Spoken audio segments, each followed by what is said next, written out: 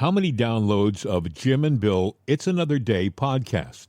Today, the podcast show has fetched 400 million downloads since its start, and an average of 350,000 downloads per episode, about 3.9 million downloads per week.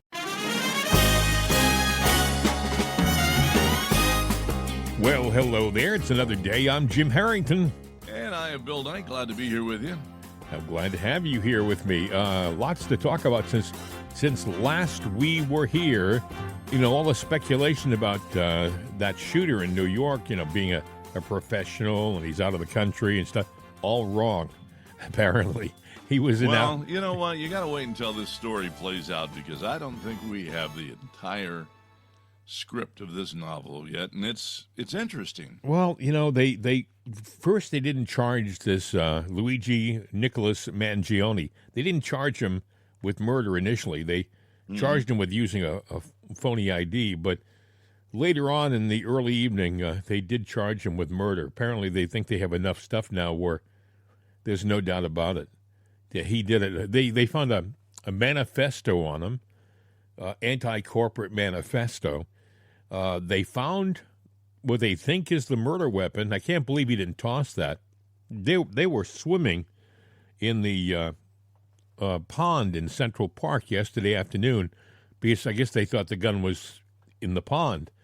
And but when they caught him at the McDonald's in Altoona, and by the way, I keep hearing guys on radio stations saying, well, Altoona in eastern PA. No, it's not in eastern PA. Altoona is near Johnstown. It's in western PA. But well, remember we talked about that a week or so ago when it first happened that there was that I'd seen it that there was some kind of Pittsburgh connection, and it never came true until yesterday. What I heard yesterday, and this could be again a lot of false information when a story's fresh, but I heard that he went to Pittsburgh and then was coming back to Altoona. But then again, I was thinking, no, he probably was going to Pittsburgh and they stopped in Altoona. That's what I'm thinking. There was probably a bus stop. Well, maybe he did go to Pittsburgh and he was going that way, coming back. To go to Baltimore? And he I don't know where he was going. Well, he was from Baltimore. Yeah, he could have been going home to Baltimore. I mean, it all could have been a ruse. You know, I mean, they said, do you want a public defender? He goes, can I answer that at a future date? So there's still something up his sleeve. So he's got one of the things I heard. Found money. One of the things I heard is he wasn't. They said he was estranged from his family. Here, the thing, Bill, is this guy came from a family of privilege. His grandfather became very successful, and his father was very successful. He has a cousin who is a state representative, I believe, in Pennsylvania. He is got another, either a sister or a cousin, who's a doctor. This young man was no stupid kid. He was valedictorian at a prestigious prep school outside of Baltimore, and then he went to University of Pennsylvania, Ivy League school, got his bachelor's degree, stayed there, got his Master of Science in Engineering from the same school, and everyone thought this guy's on the road to success. If you see a picture of him, he looks like he could have been a movie actor. He's in terrific physical shape. He's a good-looking kid with $1 million smile. He had the world in front of him, but something was wrong. They said when he was a valedictorian in Baltimore at the high school, they said he was a pleasant kid, an affable kid. Everybody liked him. They said something seemed to change in him in his 4 years at University of Pennsylvania.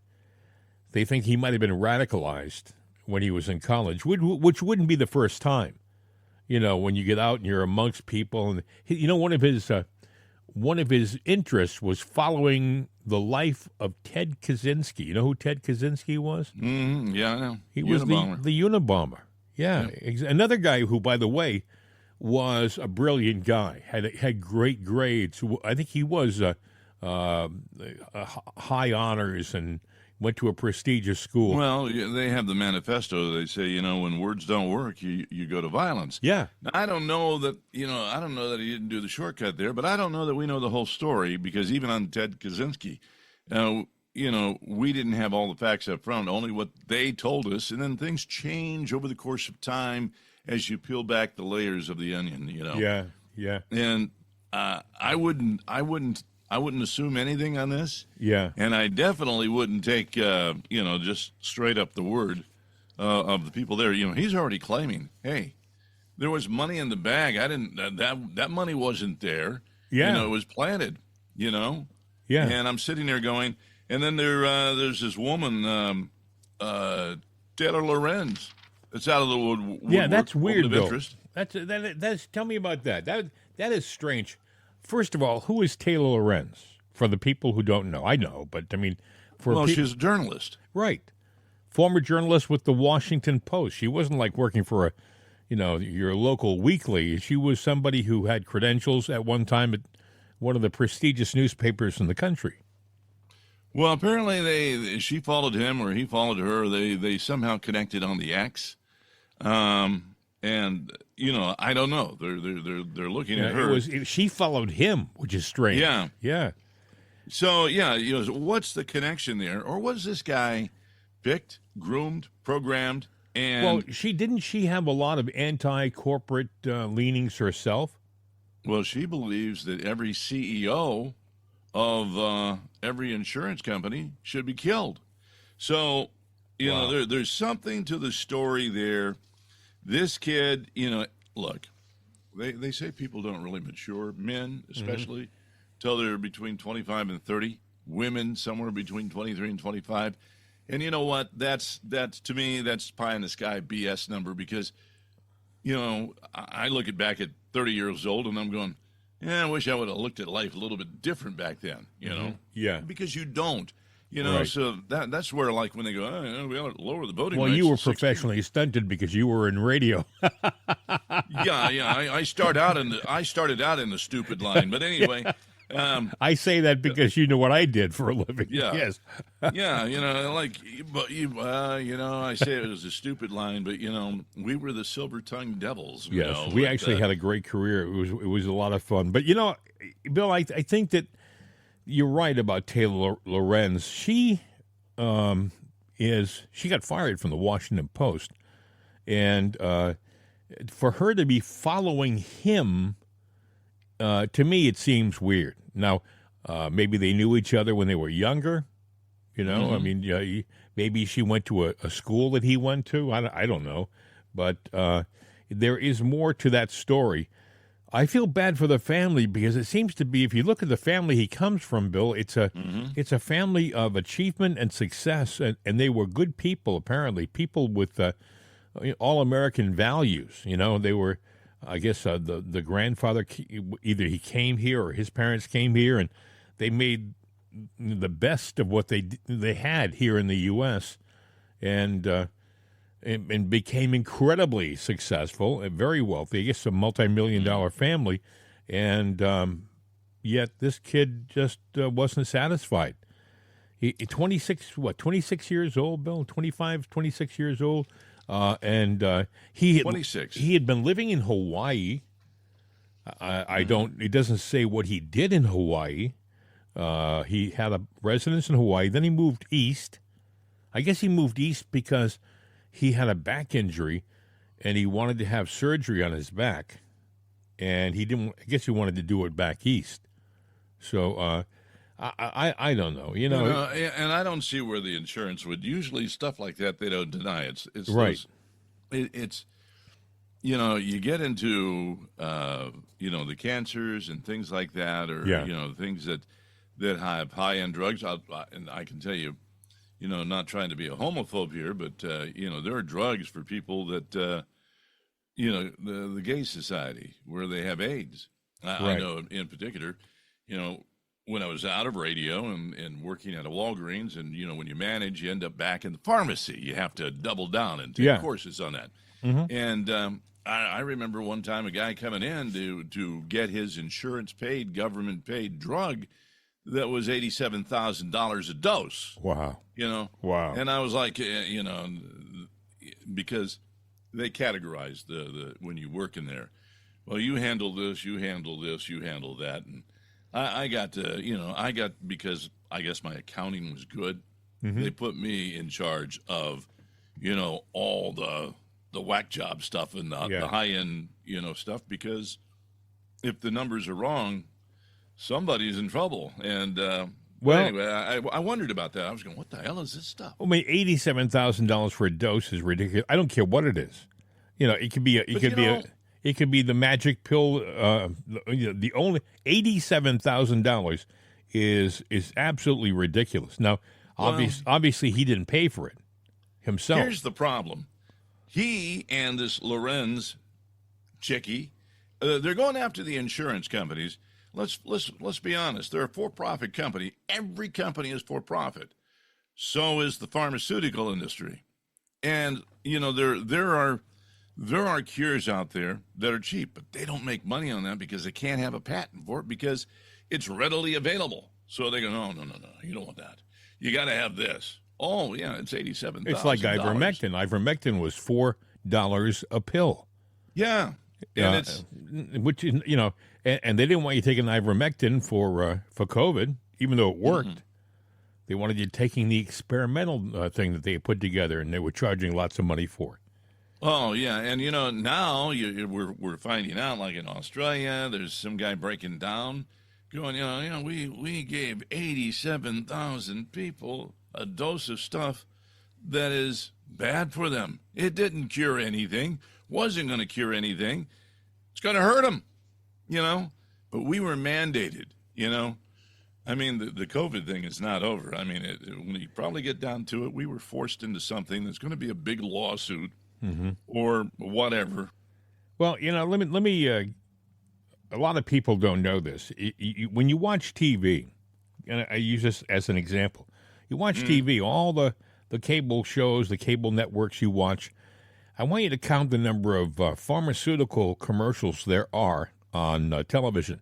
There's all these different. I'm not going to name the drugs, but you know what I'm talking about. They'll be, and they're very high-end, very well-produced commercials. The commercials cost a lot of money. They're out there dancing in the street or marching as a group down, and they're promoting a drug that you can't even pronounce. All right, and you wonder, well, wait a second, why are they promoting this? It's a prescription drug. I can't go down to the store and buy it. Why are they promoting this drug? Is it so that I'll go to my doctor and say, I want this drug? I saw it on TV. It supposedly does that. Or why do they do it? Well, let me tell you. Here's what a lot of people believe. They believe that what they're really doing is they're buying, the pharmaceutical companies are buying influence on the cable networks. They buy up all of these, not all of it, but a lot of the commercial time. The cable networks become dependent on the pharmaceutical company for revenue, all right? So all of a sudden now, let's say 2/3 of your commercials are for some drug of some kind. And the drug company knows the consumer's not going to go out and buy it. They can't. But what they're doing is they're locking up time. They're locking up influence on the cable network. Now they turn around when things are getting tough, and they say to the cable network, we'd like you to be a little more positive about our company. We'd like you to be a little more this or a little more that. We'd like you to do something that's good for the company, and otherwise we may have to take our business somewhere else. Well, this is how this is what they think, Bill. I suggest that the people who are listening right now, next time they're turning the cable TV on, look at the commercials and ask yourself, can you buy that drug by yourself? No. It's a little more simple than that. I'll dumb it down for people. I thought I did a pretty good job dumbing it down. You did do a good job, but I'm going to bring it down even simpler. Because in our days in radio, I can remember sitting there. I remember one time I was doing a joke along with another guy. We were talking about, something that was going on in the news, and we were making fun of it. And all of a sudden, one of our top salespeople at the radio station really got upset. called the guy that was over us, called the sales manager, called the GM, and all of a sudden, you get the hotline. You're going to shut up right now. Why? Well, you don't realize it, but that guy owns this business, one of our big sponsors. Yeah. Yeah. So the media companies, they dance to money. Of course we're they do. whores. Of course. We're whores. We dance to money. Yeah. So what's good for what might be right and true, it's not if it's going to affect your pocketbook. So, yeah, they put all that money, like you say, on the network. It means nothing. No, what it does mean is they're lining the pocketbooks, and the big network chiefs, well, they don't want to lose that money because they want to get paid, and they got bills and stockholders and shareholders to answer to. So they're going to sit there and go, nah, you shut up about this. Nobody needs to know that, all right? You know what they shut learned? Up or there's the door. What they learned, Bill, is that, there are rating companies for cable networks. Yes, there are, but they're not as sophisticated as the radio ones were back when we worked on the air, okay? And I'm talking about we had Nielsen and Arbitron and Pulse and all these different companies, and they got really good at doing statistics and doing ratings for radio stations. They have them for cable outlets, and they're trying. But actually, if the companies can become dependent on pharmaceutical companies to buy their time, it makes their business more stable. Meaning, if the pharmaceutical company says, well, we're not terribly concerned about the rating. We want to buy up 2/3 of your time or half of your air time, and we want to promote our product, all right? I mean, we know that there are ratings issues, but we think your company is a good investment. We're going to do it anyway. They don't have to jump that ratings hurdle so much, and they start to just make a lot of money, these cable companies.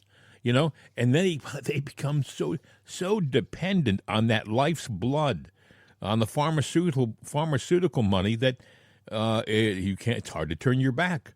So I don't know. I think that money talks and the truth walks. They used to say B.S. walks, but a lot of times money talks and the truth walks out the door, or it's shoved out the door, and that's just what's going on. So it is not necessarily the CEO's problem. It is. He's part of the equation. But let's get down to the root cause of it.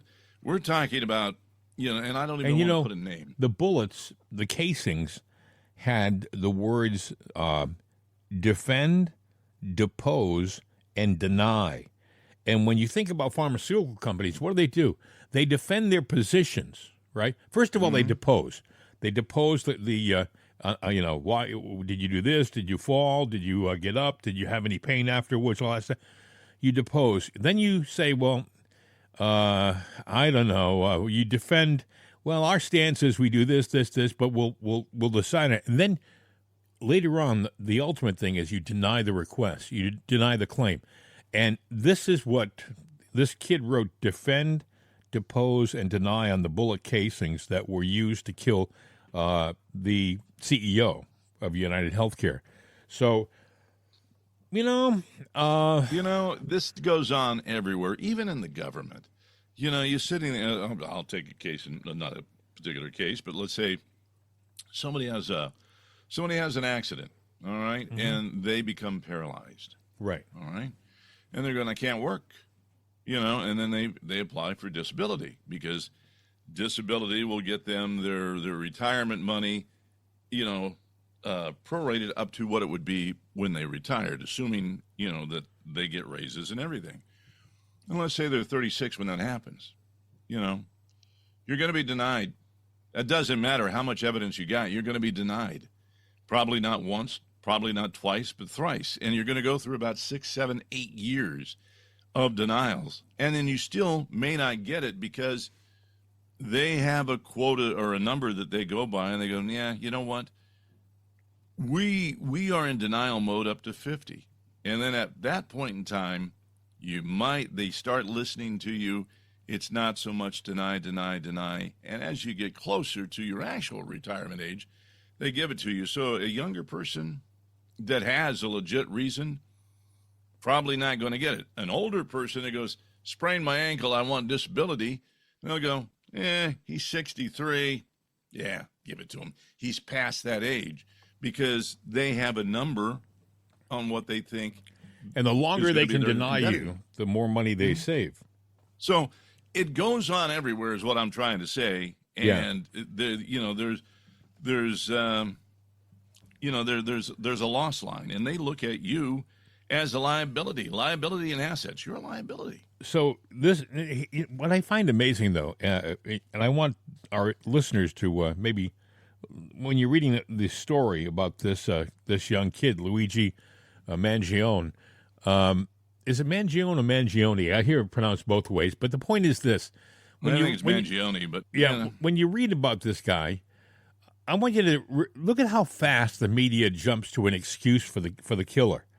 Mind you, the poor CEO was out for a walk at 6:45 in the morning, preparing for his day, and he gets shot in the back twice and then shot in the chest and taken out for no real good reason other than the fact that he represented an industry, I guess, that this kid didn't like.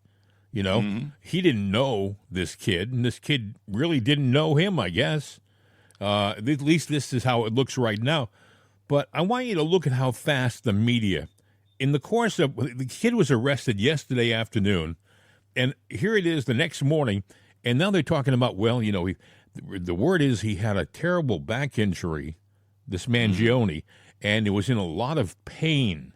And maybe it's almost like they're saying he had a reason to kill this guy. Do you know what I'm saying?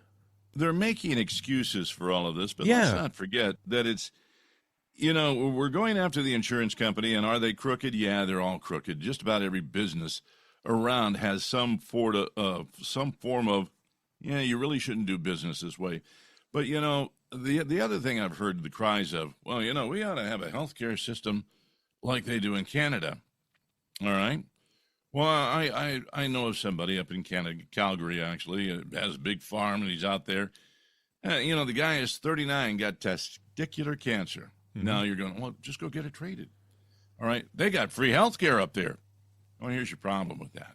You have to wait forever, You can go and right? say, I want to get it. Huh? You have to wait forever in Canada, right? You got to wait forever. Yeah. And it's generic health care. Yes. All right. So, it's free, but it's generic. You mean eeny, meeny, miny, mo? You don't pick the guy who's going to do... It's like You're screwed. Yeah. You are screwed. And, if you ask any Canadian, and I'm not Canadian, but I do know Canadians. Yeah. And they're going, no. This is not what you think it is. They got dental work in England. Yeah. Have you seen an Englishman's teeth? Yeah. Come on. That's Well, it's funny you should say. The only reason why I knew it was a long wait is because you read stories about well-to-do Canadians. They come across the border and get their surgeries done over here. They'd rather pay it to get it done quickly. There are people that are making lots and lots and lots and lots and lots. And did I say lots of money? I think you said lots. Yeah. Yeah, in the pharmaceutical business, and they get these patents on something. They go, well, we got the patent on this. The truth be known, it's probably a little shrub that anybody could freely grow that produces it, that you could probably get, dry up, mince down, and turn it into a tea. You don't know, because everything comes from something that's naturally produced on the planet. Now, they break it down into a chemical science so that they can sit there and say, well, we took this chemical and this chemical and this chemical, and we got this drug, and we own the patent to that, and therefore that's what they're charging for. And there's a fat cat, and there is a fat cat. Yeah. If you want to call Bill Gates one, because he is, he gets a lot of money, and the guy that developed it gets a lot of money, and they're going, they get government either way. They get money, whether they produce a lot of that drug or none at all. Yeah.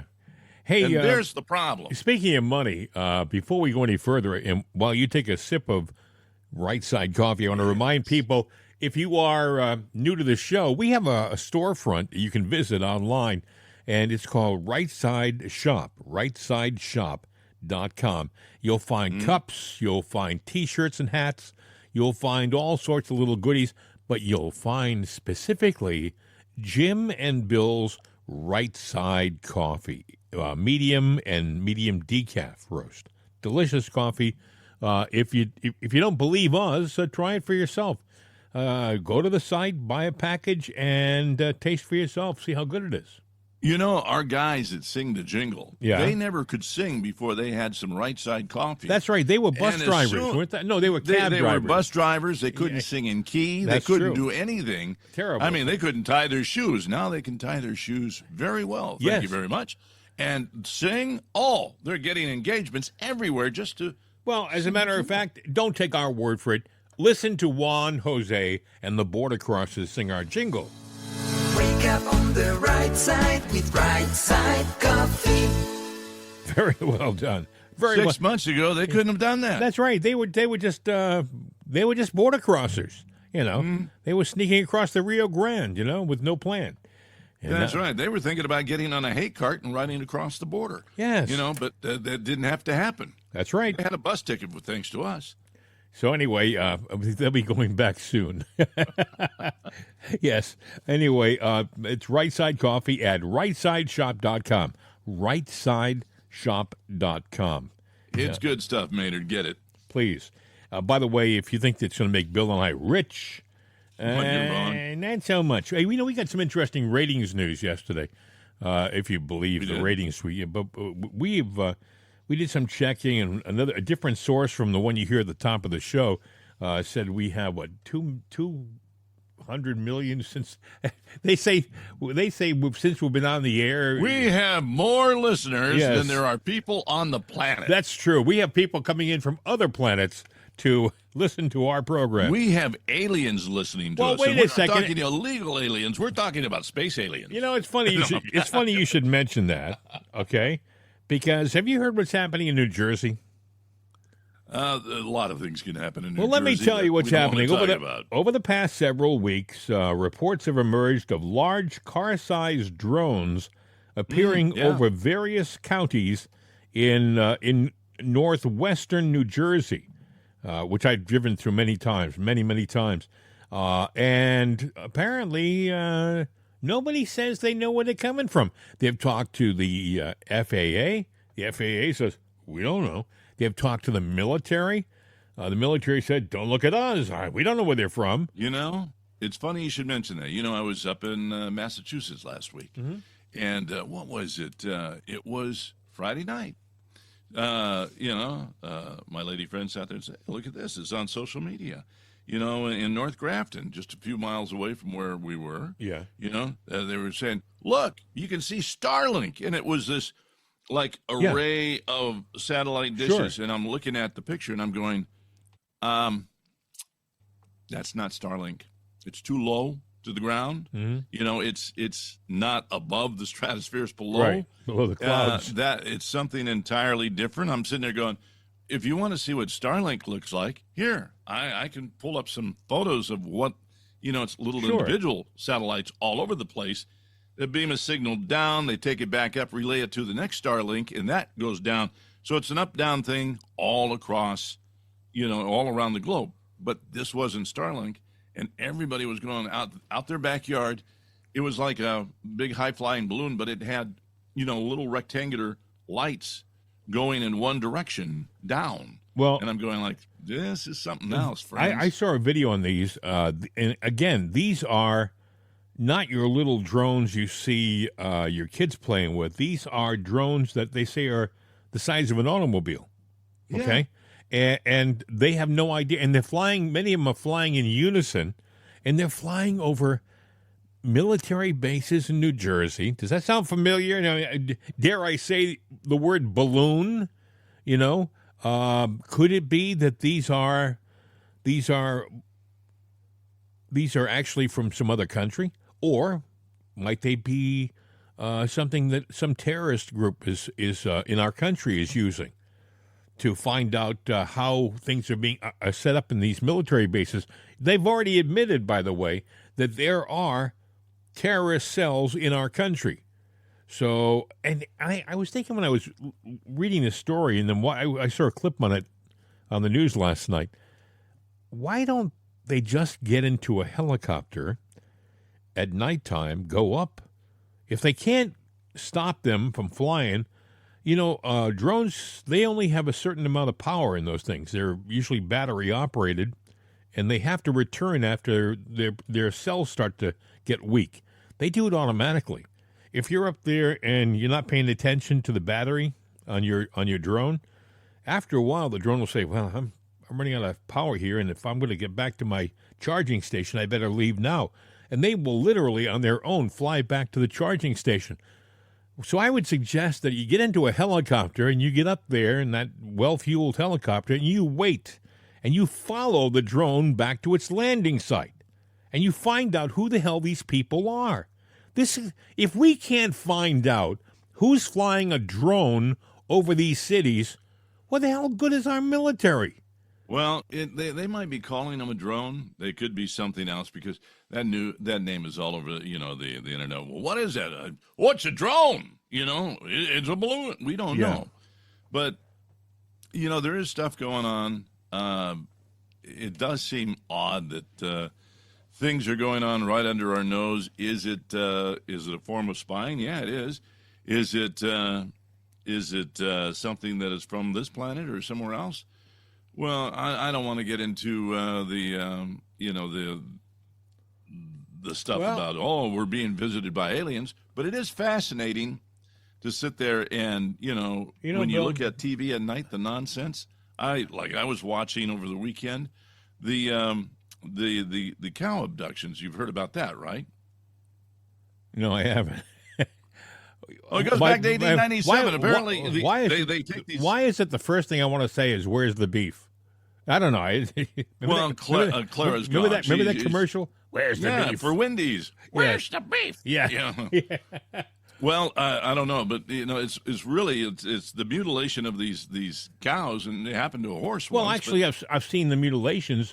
If you watch, that's what I'm talking about. If you watch Skinwalker Ranch, right? There's a TV show, and it's about Skinwalker Ranch, which is out in the Southwest, and they have these mutilations of these cows, and they'll say the lips, the bulged eyes. They'll take the organs surgically, take organs out of these animals. The other thing strange about it is there's no blood. Yeah, they take the blood, but there's no trace of blood. It's done.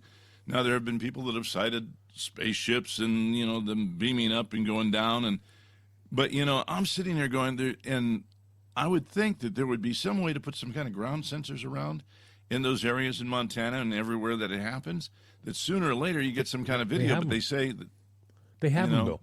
They actually have put ground sensors in, which is a good suggestion because they did just that. I watch the show regularly, and there's a lot. They just can't explain a lot. They see sometimes a light that will fly across a ridge, and they'll follow the light, and all of a sudden it flies into like a door that like opens. A wormhole. It just appears. Now we've drifted off That's the okay. topic here, but I actually believe that there's a parallel universe, that there are probably doorways, maybe right there in your room that you don't know is there or how to access it. But it's funny you should say that, and I'm gonna play this again. We haven't played it in a couple of weeks. Same space, different time. Or this something, is this is a guy named Luis Elizondo. Okay, Mm-hmm. He's been involved in the United States government research on aliens. I mean, this guy he's not some crackpot. He's been sworn to secrecy. Only recently did some of it get lifted so he could talk a little bit. Even what you hear here is not everything the guy knows. I want you to listen. It's about 4.5 minutes long, but it's worth the listen. Listen. I will now recognize Mr. Elizondo for his opening statement. Greetings, Chairwoman Mace, Chairman Grothman, Ranking Members Connolly and Garcia, and members of the committee. It is my honor and privilege to testify before you on the issue of unidentified anomalous phenomenon, formerly known as UFOs. On behalf of our brave men and women in uniform and across the intelligence community, as well as my fellow Americans who have awaited this day, thank you for your leadership on this important matter. Let me be clear. UAP are real. Advanced technologies not made by our government or any other government are monitoring sensitive military installations around the globe. Furthermore, the U.S. is in possession of UAP technologies, as are some of our adversaries. I believe we are in the midst of a multi-decade secretive arms race, one funded by misallocated taxpayer dollars and hidden from our elected representatives and oversight bodies.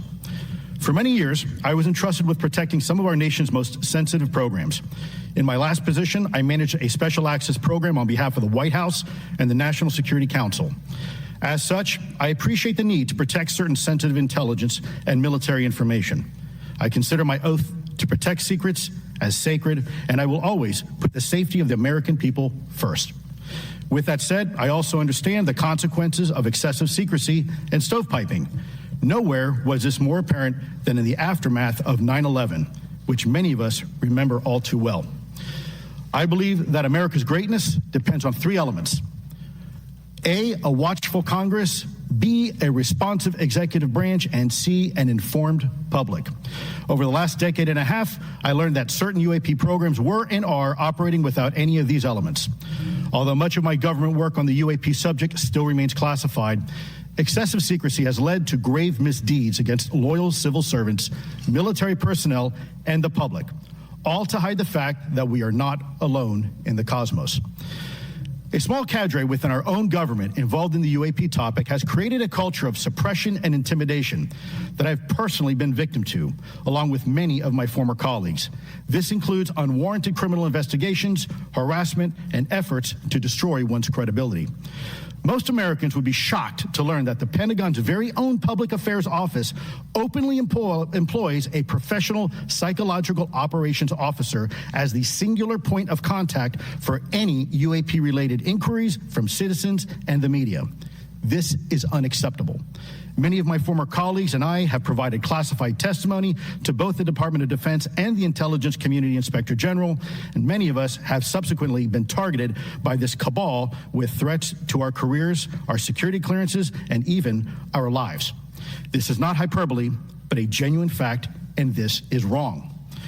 To fix these problems, I propose three principal actions. First, Congress and the President should create a single point of contact responsible for a whole-of-government approach to the UAP issue. Currently, the White House, CIA, NASA, the Pentagon, Department of Energy, and others play a role, but no one seems to be in charge, leading to unchecked power and corruption. Second, we need a national UAP strategy that will promote transparency and help restore the American public's trust at a time when the public's trust is at an all-time low. This strategy should include a whole-of-government approach, including the academic and scientific communities, the private sector, and our international partners and allies.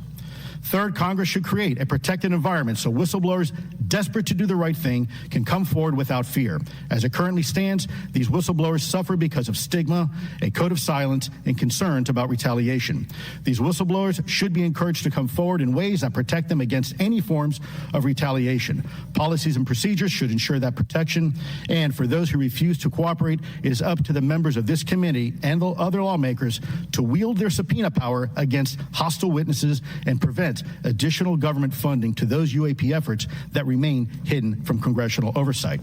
In closing, we as Americans have never been afraid of a challenge. In fact, we thrive on them, whether it's eradicating polio or going to the moon. We don't run from a challenge, we take it head on. To the incoming administration and Congress, I say to you, we need immediate public transparency. And this hearing is an important step on that journey. If we approach the UAP topic in the same way as we as Americans have met other challenges, we can restore our faith in our government institutions. Together, we can usher in a new era of accountable government and scientific discovery. I believe that we as Americans can handle the truth, and I also believe the world deserves the truth. Thank you, esteemed members of Congress, for your time today. It is profoundly appreciated by many. That wasn't like 4 years ago. That was only about a week and a half, 2 weeks ago. Luis Elizondo. And I mean, a lot of people will say, we already know this. We already know this stuff out there. But the fact that the government is known for decades and has kept it a secret should be cause for concern. Why have they kept it a secret from the people? You know, what's the big deal? I saw something else interesting. It was whether it was last week or over the weekend, I ran across it. But apparently, there's been a new discovery, and that new discovery, they're finding things all the time. This planet is a big planet, and there are things buried that are tens of thousands, hundreds of thousands of years old, and they actually found evidence of a previous life that was here. In other words, another mankind that Really? became extinct or whatever. What kind of technology, if there was technology, apparently it was an advanced form of life that was here. Well, And a I'm lot like of people going, will tell you that, for example, the Egyptians, I mean, to this day, nobody knows how they built the pyramids, how they moved the massive stones from the quarry where they got them Funny you miles. should say that, because apparently there's a connection with what I just talked about and the pyramids. Now, I don't know enough about it to sit there and make an intelligent, presentation here, but I'm just stating I saw that and I was going, I got to look at that. I mean, I was getting ready to travel back out of town to the homestead here, but When you go into some of these pyramids, some of these tombs, they'll have they found these jars, and they didn't know what the jars were all about until somebody said, "Wait a second, that's not a jar, that's a battery. That's a battery." Now, why would the Egyptians need a battery? Electricity. Why? yeah, it's a water battery. Unless they had a reason to have power. Maybe they had some kind of electrical devices. We assume that everything has been linear. We started out in the caves, and we slowly progressed with our intelligence and our discoveries until we got to where we are today. But that's not how it's gone. If you look at history, it's been like a zigzag. We've had stuff, we apparently were a lot sharper before the Dark Ages. The Dark Ages came along. We were back living in, even the kings lived in dank, cold, moist, lousy castles. Indoor plumbing was not to be found.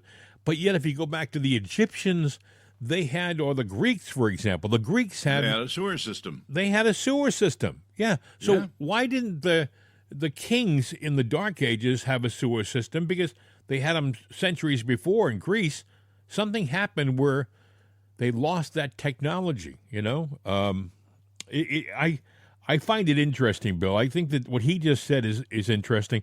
I think the drones over New Jersey, the fact that we don't know what they are and the government can't tell us who's doing it, that's pretty frightening.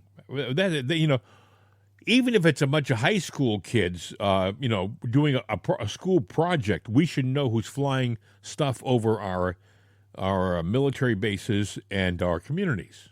You could sit there and draw a circle and go all the way around and put in each position, numbers on a clock. Right. Different theories that are out there that are going on. There's people that talk about we're not in a real reality. We're just we're a computer program. We're getting really. But there's people that talk about that. There are people that talk about the fact that we are being fast forwarded in life by aliens. There's what are they doing with the cattle? The mutilations.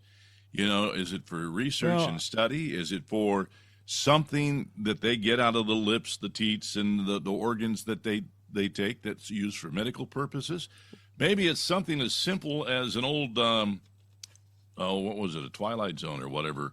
That it's just part of their menu. It's a delicacy. Have you ever asked yourself why is it that we're so caught up in gold? Why is gold valuable?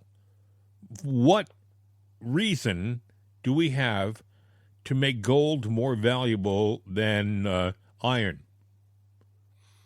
We use more iron. We use more iron. Shiny. Well, some people. Now, if you want to just go a little further down the rabbit hole, some people will say that it is not valuable so much to us; it was more valuable to aliens. Some people will tell you that aliens. I'm just telling you what I do a lot of reading. Well, now gold does not come from this planet. Well, some people will tell you that aliens have used it as a power source, and they came here because we had gold on this planet, and our ancestors thought, oh, gold must be valuable. and the value came from that. I'm just saying, this has been an interesting program, hasn't it, friends? We've kind of gone off the deep end here, but it's been fun, I mean, apparently we had some kind of valuable meteor that hit the planet, and that's where we got the gold. That's you go back. It's not something that's, from what I read, is not natural here. All I can tell you is that we're going through interesting times, folks. Even politically, what's happening right now? The fact that we had Donald Trump, and then we went from having a very powerful, strong administration to having the weakest administration in the world, back to having that strong administration again. Some people will say, well, there's a reason for that. We had to show the people in this country what was really happening in this country. They had to see for themselves. What were the job numbers last month before the election? I haven't got them. They tanked. It was down. Uh-huh. After the election. Now, if it went up, Joe could have said, delayed effect and all this stuff.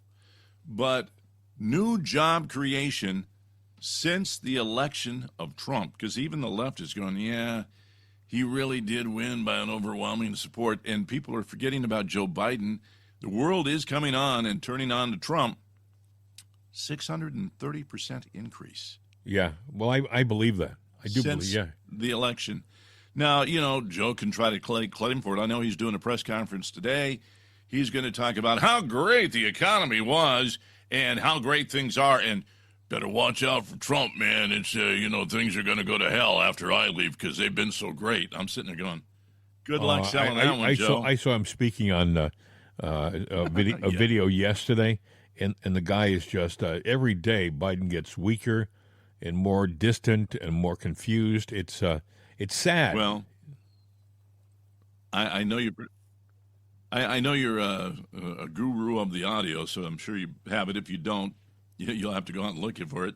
But, Kamala's been doing a public speaking circuit now. She's going out and talking and everything. Oh, I saw that. And apparently she's been into the holiday eggnog. Mm-hmm. Oh, yes. It is so sad. And it's so obvious, that thing too. That they released? It's so obvious, too. The thing they released a while back after the campaign, and it's the same speech. Yeah. But she's just as coherent as she was then. No. Oh, but I know. She's kind of wobbling on the stage. Oh, I know. They had she was at some Christmas party, I guess, yesterday, and they think she was hitting the eggnog a bit too hard, but she's doing this a lot, and she talks to her supporters like, hang in there, it's going to be an interesting year. I'm thinking, well, how? You're not even going to be vice president next year. What are you going to add to the narrative? I think that they are up to something on the left. I really do, because they are in denial that they lost, and they're still in denial about it. And they say that MAGA people are stupid. They're saying every appointee by Trump is just crazy, and they're all bad news. I didn't get that memo, It was like even, what's his name, O'Donnell, on the news. He was sitting there. Lawrence O'Donnell? Lawrence O'Donnell, that's it. Yeah, he's sitting there going, every Republican knows that Hegseth is just going to be a disaster. Sorry, Mr. EIEIO. I didn't get that memo. No. It might be a disaster for Democrats. Yeah. I think that, do you remember when there was a video, I forgot what it was, at a funeral or something, where Obama was talking to Biden, and Biden said to Obama, she's even worse than I am, and Obama shook his head and said, well, yeah, I know, but don't worry, we still have time. A lot of people speculate that they weren't talking about we still have time till the election. I think that the Democrats who were in the know knew, even like a couple of weeks before the election, that the odds of them winning were remote, because Kamala was – they had the real polling, and the internal polling on both sides showed that Trump was going to win. And what we saw in the media and the press was push polling. They wanted to make you vote a certain way. So they lied. They lied to you. You can't trust push pulls. But so anyway, but when Obama said, "Don't worry, we still have time," he wasn't talking about we still have time till the election. He was talking about we still have time till the inauguration. So I happen to think that what you're saying is true. There's something up, folks. They have something planned, be it a war or something. Well, I do know the war machine is percolating right now. I know that we've got a buildup of hardware and things going on in Alaska and in Idaho. Where else, I don't know. Those are the two places I have a thumb on, and there are things going on there. So, and there's still talk about, Putin's getting more and more, okay with the idea of using nukes. Yeah. And we have our military-industrial complex is going, yeah, let's go ahead and go to war. Let's blow some things up because they don't care. You got the banks of the world that are saying, okay, this is how we are going to survive in a nuclear age when things are blown to hell with not your money. They look at it as their money. So that's how they're going. And then you have, the Daniel Penny story here where he was acquitted. He was found not guilty. Of course, he's got a civil trial now. They're still going to try to go after him. But you got BLM that came out and said, okay, we got to have vigilantes that go out and take out white people. Well, it's interesting. What? The person who's suing Daniel Penny is the father of the guy who was who was killed on the subway train. A father who had nothing to do with his kid for years. He sees money. Yeah. Oh, the guy absolutely sees money. Okay. I'm going to take a guy that, we know that this guy was bad. All right? Right. And that's O.J. But O.J. in the public trial, he wasn't found guilty. So they went and took him to civil court. So he's not guilty, but he goes to civil court, whole new lawsuit and different set of parameters, and the proof factor didn't have to be quite so much there, and they could sit there. I think they said the money. In criminal cases, the proof essentially has to be 100%, 95%. It's very high. The burden of proof is very high. But in civil cases, it's only 51%. All you have to do is just be over that halfway point. If you can just prove over the bar. Yep, exactly right. And when I was a kid and growing up, I always believed that the system was, it was made to slap you on the wrist and scare you. You had to be proven guilty, beyond a reasonable doubt, not a shadow of a doubt, but, but reasonable doubt. So in other words, the system was designed to where, yeah, you might have shot that guy, but you're going to sit there. There's a chance you would get away with it. I'm not saying go out and shoot somebody, but there was a good chance that you were going to walk away, and that would be your one warning that says, don't do it again, because the next time you've got no recourse and we've got no recourse. You're going to jail. You're going to the gallows. You're going to be hung. But that doesn't mean that everybody got off, because sometimes it's irrefutable proof. But we've got a system now that in a civil case, you can have everybody that hates you show up and go, well, I think he's bad. Oh, I remember him saying this one time. Well, all that negative taint on you, and you didn't do it, but, we don't like you. So we're going to sue you and get your money or lock you up because we don't like you. Well, that's not justice. Well, we got to, I feel bad for Penny because he has to go through all this nonsense again. He shouldn't have to again. go through it again. But, and there should be a system in place where if you sue somebody civilly and you lose, you brought the case and you lose, you should have to pay their lawyer fees. I think that's the way it is in England. I think in England, if I sue you civilly for damages and I don't win, you win, then I have to pay your fees, because I brought the case and brought this expense upon you.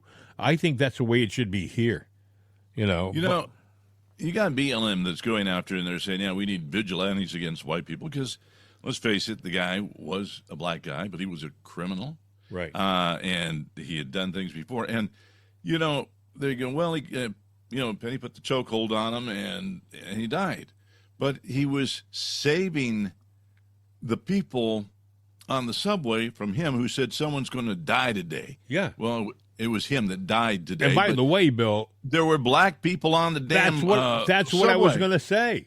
You know, Absolutely. and I'm sitting there going, so for this guy, you know, this head vigilante, the leader was Hawk Newsom, for him to sit there and go, we need black vigilantes against white people. Yeah. Well, what does that make me think? You know, next time I see somebody, no, actually, if I see white person, black person in distress from an attacker, and if I can do something, I will.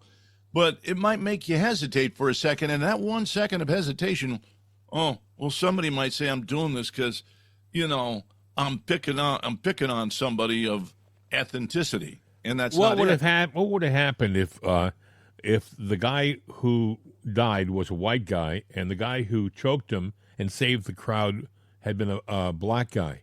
Would he have gone to court? Would they have tried him? No, they would have given him a key to New York. I'm not saying that's not a racist thing. I'm just saying there has to be balance in our society. There has to be balance. It cannot be. Listen, like Look. Bill just said a little while ago, there were black citizens coming home from work in that subway train, in that subway car, and Daniel Penny saved them too, maybe. So, you know, justice swings on a pendulum. Has there been racial injustice? Yes, there has. You know, but let's not make ourselves a part of it. Let it be history and a lesson learned and say what happened was wrong. Let's sit there and center that pendulum now and take race out of the equation. But instead, this guy is going to go, I'm going to kick it the other way. Well, then, you know what? You're a bad guy. A couple of things I want to play before we wrap today's show up. I know we've had an interesting program, a little different today, actually, to be honest with you. But I wanted to play a couple of things that are relevant to the news that don't relate to the CEO being shot or even Daniel Penny. Pete Hegseth, you know what Joni Ernst said she wasn't sure whether she was going to vote for. She's all in now. Yeah, she had a second meeting with Hegseth, and apparently she issued a statement saying, I'm backing Pete, and I got to tell you, friends, I think it's probably the fact that thousands of her constituents probably, raised heck. I'll just leave it at that, okay? But here's Pete Hegseth. Last night he was on Sean Hannity's show, and he was talking about a lot of different things. Listen. See, the left is trying to turn this into a trial in the media, a show trial, and we're not going to let that happen. I look forward to the actual under oath conversations with senators as we go through the process because, again, this is what the left does, Sean. It's the anatomy of a smear. They take something and then they add anonymous sources and contortions and flat out lies, and then they try you in the media before you can even get into the doors with senators. And this is where I give so much credit to President Trump. He's got a backbone of steel. He never backs down. He called me and said, Pete, you keep fighting. And when he picked me, he said, Pete, it's because I know you can do this. You're going to have to be tough as hell, stare these folks down, and stand up for the change that needs to come to the Defense Department for our men and women in uniform. So if he can endure what he's done, Sean, then I can stick up to this lying press and fight on for the American people and our warfighters. You know, Pete talked about the anatomy of the smear. I want to play once again what Nancy Pelosi said. Yeah. She bragged about this. Listen. Down hospitals and the rest of it. So they don't want them to see that contrast, so they focus on something else. And it's a diversionary tactic. It's a self-fulfilling prophecy. You demonize, and then we call it the wrap-up smear. If you want to talk politics, you call it the wrap-up smear. You smear somebody with falsehoods and all the rest, and then you merchandise it. And then you write it, and if they see it's reported in the press that this, and this, so they have that validation that the press reported the smear, and then it's called the wrap-up smear. Now I'm going to merchandise the press's report on the smear that we made. And it's a tactic, and it's self-evident. You know, what amazes me, Bill, is these people, you would have thought you would have kept your mouth shut about the wrap-up smear. But Nancy tells it herself. She bragged about it like it was something to be proud of. Well, let me tell you about the wrap-up smear. This is how it works.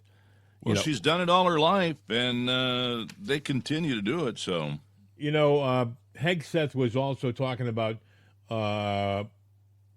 President Trump and why he was picked, and about how President Trump wanted a war fighter. Listen.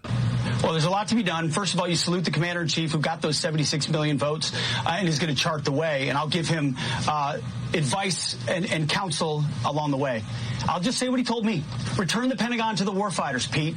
Get in there and clean out all the social justice, politically correct garbage on top and get back to lethality, warfighting, accountability, meritocracy, and readiness. And guess what? 95% of the people in that building in the Pentagon and that wear the uniform, that's all they want to do anyway.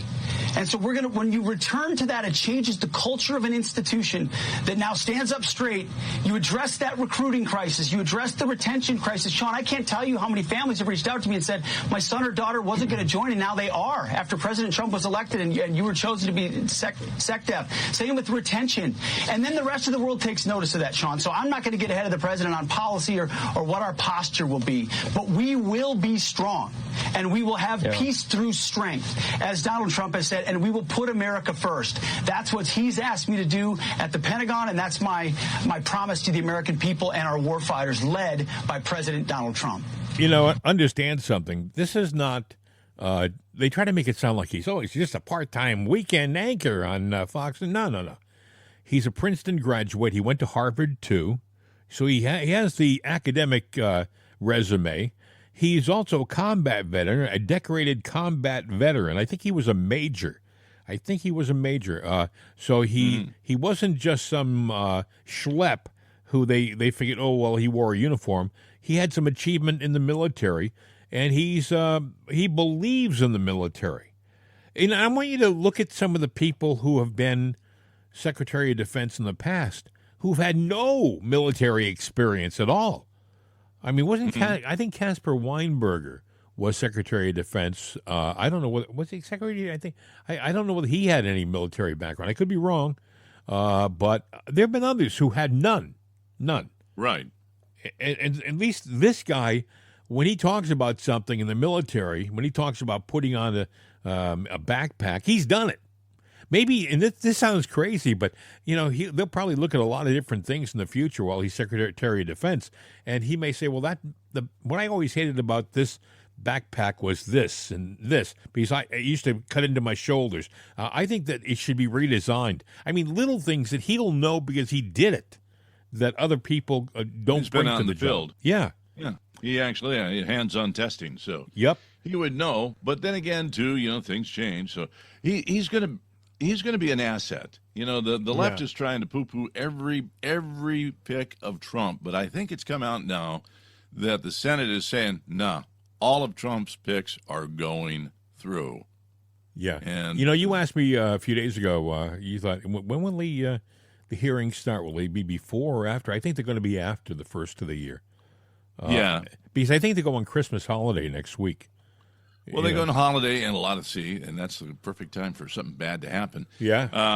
And the Democrats are going to do whatever they can. They may not go on holiday because they're done anyway. So they might sit there and say they're the bah humbug Scrooges, and they're going to Scrooge up everything they can before the inauguration and before the Republicans take over. They're going to soil the carpet, and that's all there is to it. They are doing everything they can to do bad things and leave a taint for Trump, and they'll blame it on him, and it's theirs. Even something as recent as one day, I guess it was Saturday, Trump says we have to stay out of Syria. It's their war, their fight. Leave it alone. And Biden sends the bombers over. The very next day, Biden sends bombers and hits 75 different targets in Syria. I mean, talk about spiteful. Well, yeah, and he's still got time to put us in a war. He's got less than 50 days, but if anyone can do it, Joe can do it. It's scary, Bill. This guy, when you hear him talk, if I would suggest go to Gateway Pundit. Anyone listening, go to Gateway Pundit. There's some video of him speaking at some function in Washington yesterday, and the guy sounded like this. He's, honest to God, folks, he's talking like that. I don't know how anybody in the audience had any idea what this guy was talking about. Well, the Democrats have a problem because if they sat there and said, Joe can't be trusted with the golden gavel, let's go ahead and just put Kamala in charge, which they had done. But Kamala has proven herself to be a real non-asset and could screw things up even as bad, if not worse, than Joe. So we are a nation without a leader right now, or at least a leader that we can see and publicly go to. Who's really calling the shots? Obama, Schumer, Pelosi? Who? Here's the thing, folks. Hillary? We have, from right now, we have 40 days, 15 hours, 28 minutes, and 58 seconds. Ooh, he's got a clock. Who's counting? 40 days, 15 hours, 28 minutes, and 50 seconds from Trump. Who's counting? Time bomb. It is a time bomb to get to Trump. And it's a Biden bomb, and when is it going to explode? Because, Biden in the office is like digging up a World War II bomb relic, You just hope you hope it doesn't blow up. I know. Yeah, you're going, all right, get the bomb squad in here because this one's going to be a real stinker. And that's lovable Joe. What was it? Lindy Lee is a Democrat financier. She's puts a lot of money into Democratic campaigns, including the presidential campaign. She likes Hegseth. She likes Hegseth, yeah.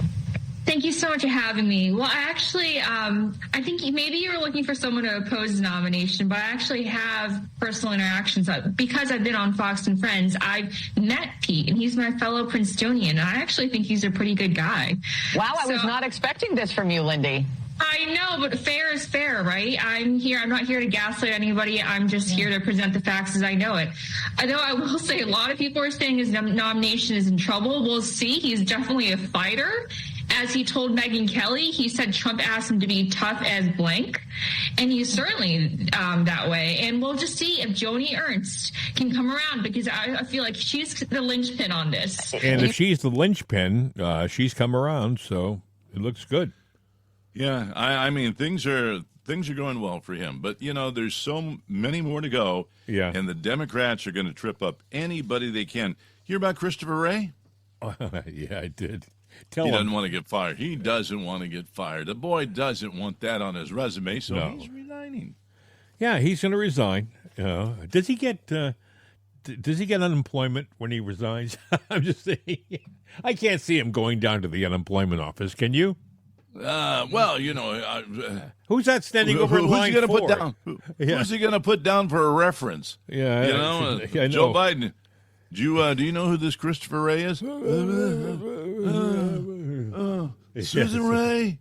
Yes, Fernando Ray. I don't know.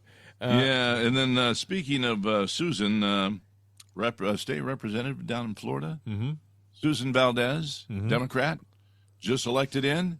As soon as she was elected, she goes, changing parties, going to the Republicans, even though she was born and raised a Democrat all her life. She goes. A lot of people, though, look at Robert F. Kennedy Jr., right? She said it doesn't hold her values anymore or her constituents. And I'm going like, you know what? I salute that, because to me, that is somebody that's trying to do something the right way. You go with where your values are, and that's what Robert F. Kennedy Jr., he didn't become a Republican, but he left the Democratic Party. He's an independent. And you have, which is a big move for Kennedy, believe me. And then you have, what's her name, Tulsi Gabbard.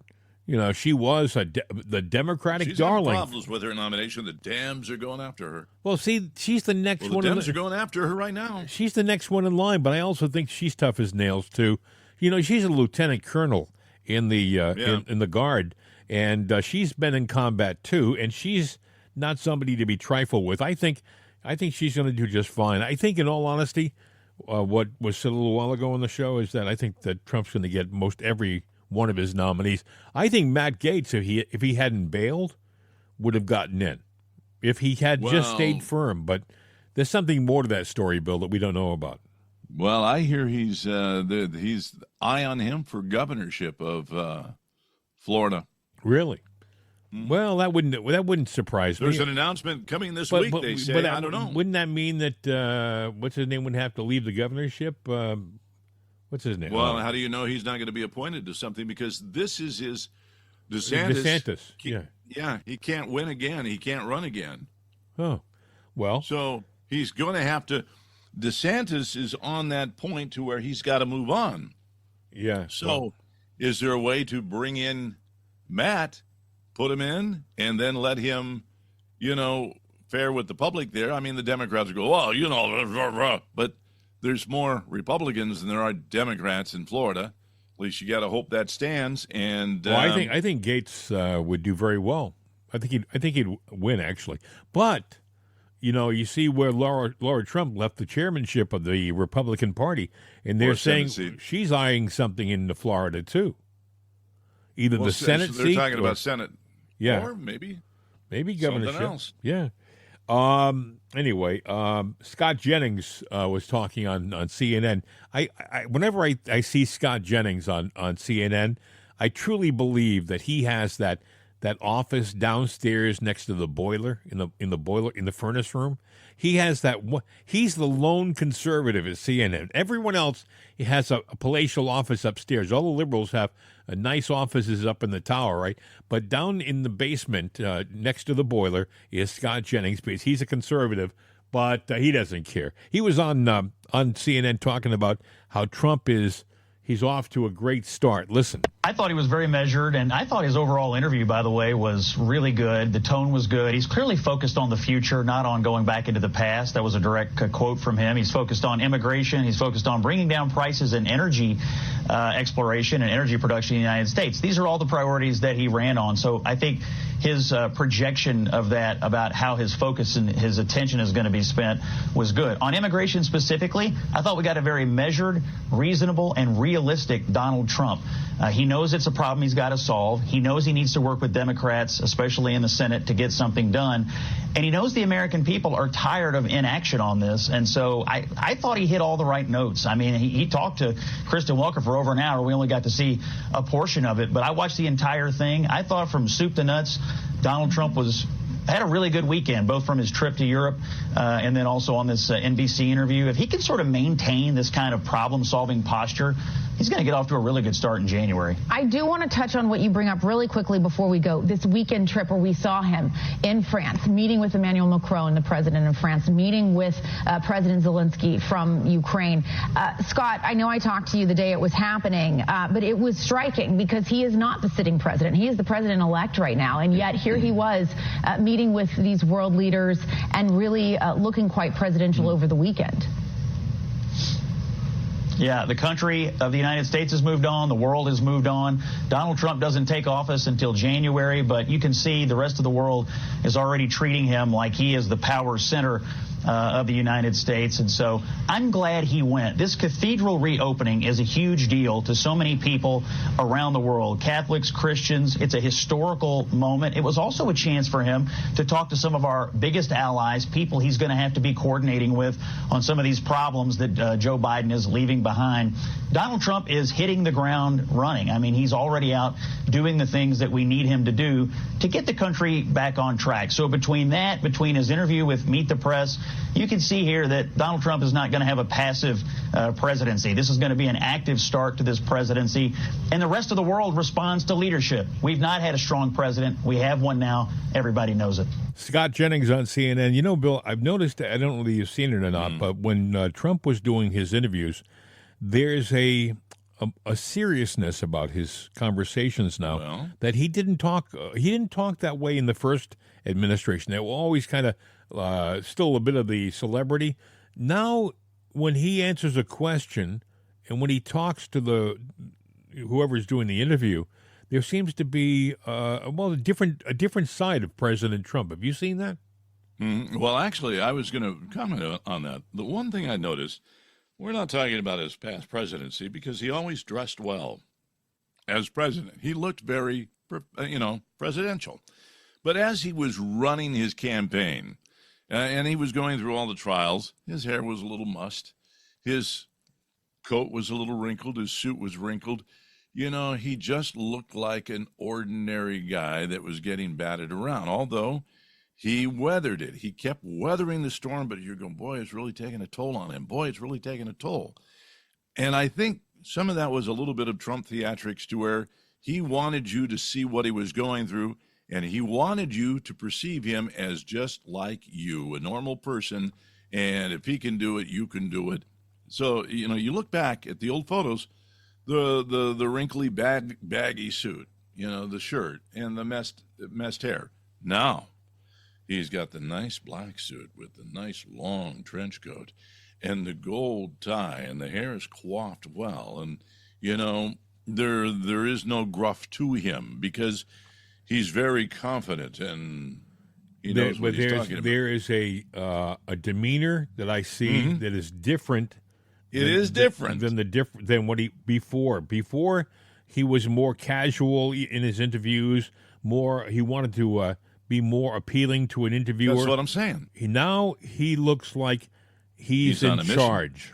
Yeah, he's got an agenda. He's got your mandate. Yep. He's your man, and now he is living up to what he earned from you. I'll give you an example. When they asked him about separating kids, you know, would you separate the kids, illegals, you know? And his answer was no. I'd send them all back. I'll deport them all together. You came in as a family, you leave as a family. I believe that in his first term, he would have tried to accommodate the interviewer somehow. Well, no, we'd have to consider that everything. He would try to have been more of what the interviewer wanted to hear. Appeasing. Yeah. This time around, it's like, hey, pal, here's my answer. They all go back. They all go back. They go back as a family. Yeah. He's not running for re-election. Right. He is running the country, and there are going to be some painful decisions. And there might be decisions that you don't like, Jim, and me, Bill Knight, will not like too. Right. But in the long run, it's going to work. Now, you sit there and go, well, you know, keep your hands off of this, keep your hands off of that. But the simple fact is, you know, I've been through rough times. You've been through rough times. And somehow you woke up the next day and you made it. You got through. We will get through this. But, you know, Joe is trying to rough up everything and Joe it up. And he's doing a darn good job of Joeing things up. And Trump's got a mess to clean up. And it's going to be painful in some instances. And this border thing, I mean, I don't blame these, these children or anything, but I do say they got to go. They got to go with their families. People have said, well, are you going to go in and are you going to be vindictive? I don't think he has to do that. I think he can pay attention to let his Justice Department handle whatever investigations they want to handle. You know, that's what the Justice Department is all about. I mean, they may say, well, your Justice Department is going after so-and-so. Isn't that being vindictive? No. That's the Justice Department. Speak to the Attorney General. He'll tell you why he's doing it. You know, you watch. The left will make everything that happens in his administration, they'll try to make it a personal decision from Trump. They don't like this guy.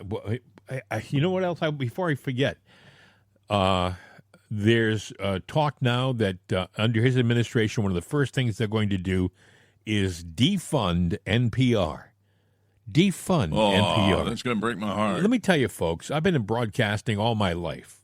Years, decades, right? You do even the most successful morning shows that I've done or other guys I know have done, they've had maybe a news person and a producer, okay? Like 3 people will run the morning show. If it's a team. Not NPR. If it's a team, right, it may be you, your sidekick, a producer, and your news person. 4 people. NPR morning show has, I believe the figure is 28 different people working on the morning show.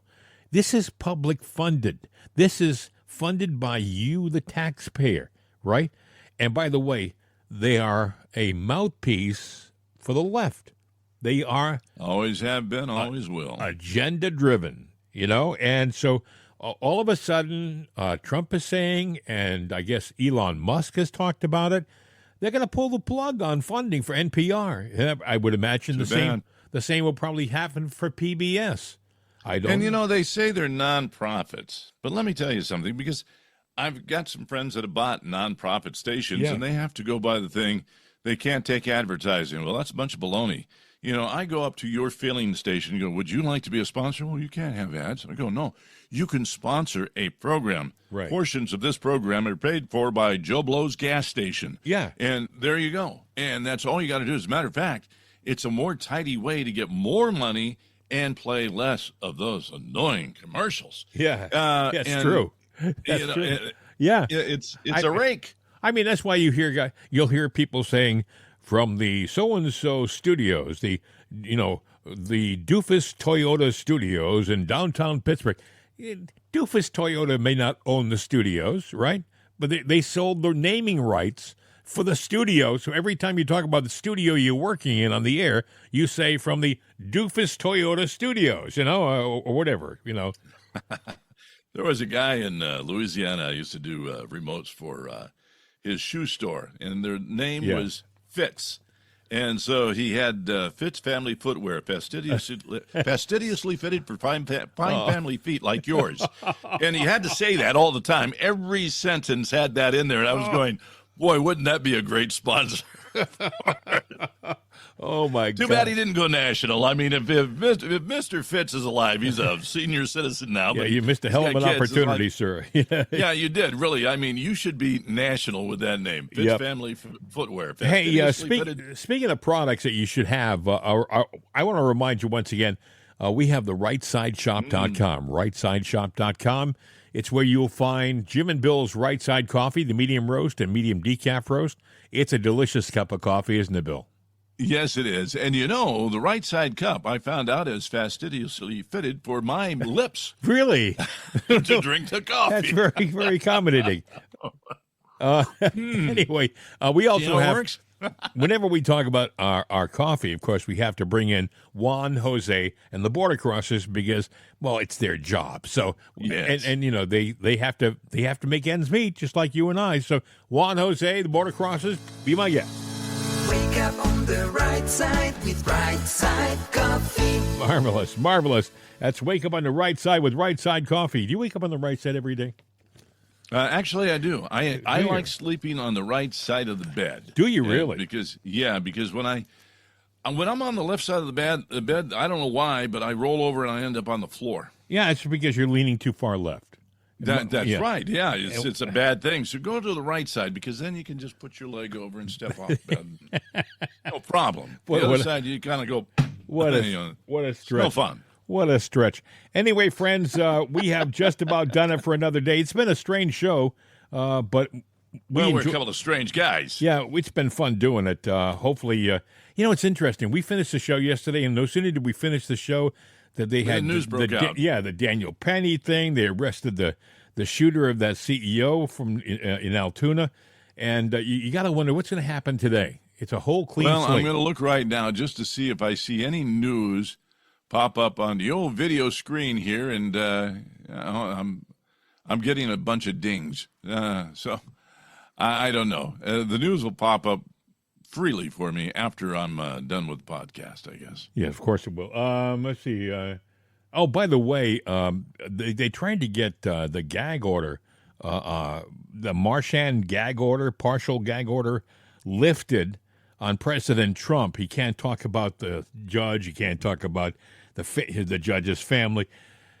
They went to the Supreme Court, and the Supreme Court denied it. And I thought, what the heck is wrong with these people in the Supreme Court? I mean, they do such little work, with all due respect. They do such little work in that damn Supreme Court. You wonder why we even pay them, And yet, when time comes for them to stand up and really use your friggin' brain and make a decision that'll mean something, they'll deny it without explanation, which is what they did with this situation. They said, no, we're not going to lift the gag. But they didn't say why. They didn't write down, well, we're not going to lift the gag because we have no standing or they have no stand. No, nothing. It was just that was that, and move along quickly. You have nothing to see here. That drives me nuts. They really and truly. I guess there's nothing you can do about it. That's the way that it'll be. They've been that way consistently throughout the decades, the centuries. I would imagine it's going to be that way forever. But they say our judicial system it moves slowly. That should be something they work on. That should be something. We live in the computer age. If you can get a hamburger now in under a minute, why can't we get our justice system to be more efficient and get people through the system faster so we can have quick, speedy trials? We're supposed to get speedy trials. We're supposed to have speedy justice in our country, but it's anything but. When you have to wait like 2 years to go to court, for something, I don't know. We should have a system that's more streamlined. Don't you think? Oh, I think so, too. I could go on and on. But they don't ask you and they don't ask me, so. No, they don't. I've been waiting by my phone. Are they going to call me and ask me? No, they don't ask me. With your cell phone? Yeah. You can take that with you wherever you go. Oh, speaking of which. You can? Yeah. You didn't know that? No, I didn't know that. I thought it was like the old wire phone. Yeah, They're doing away with landlines. They're doing away with all the wiring of phones. AT&T announced they're not going to have wires going to the house anymore. And I kind of wondered about that because I'm like going, don't you think a hard wire connection just as a backup is a pretty good thing? Do you realize how much money they're going to save by not having to put wiring into houses? Of course, Billions of dollars. And there's more money. It costs more to have a cell phone than it does, the old home phone. It didn't used to be, but, it got to where they were nothing.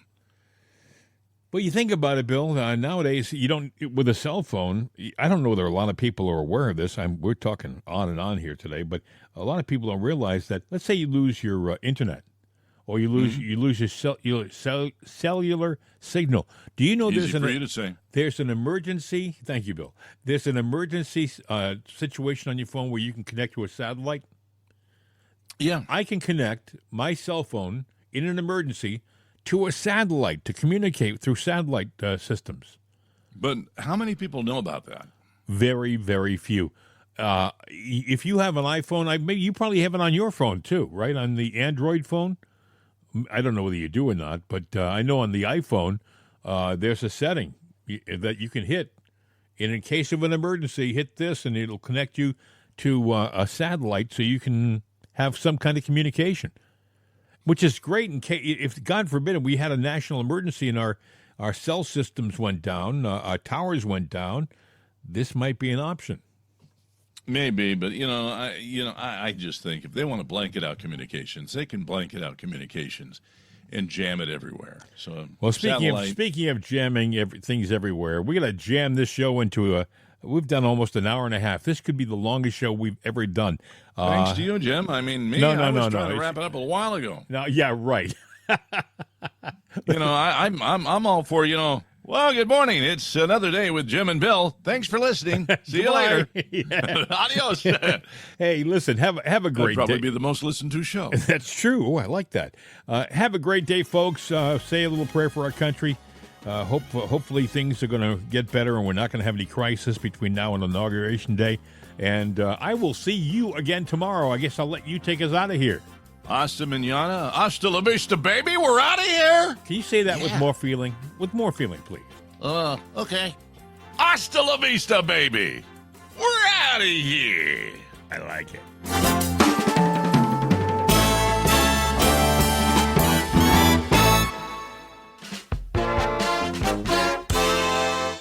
This is CRN America.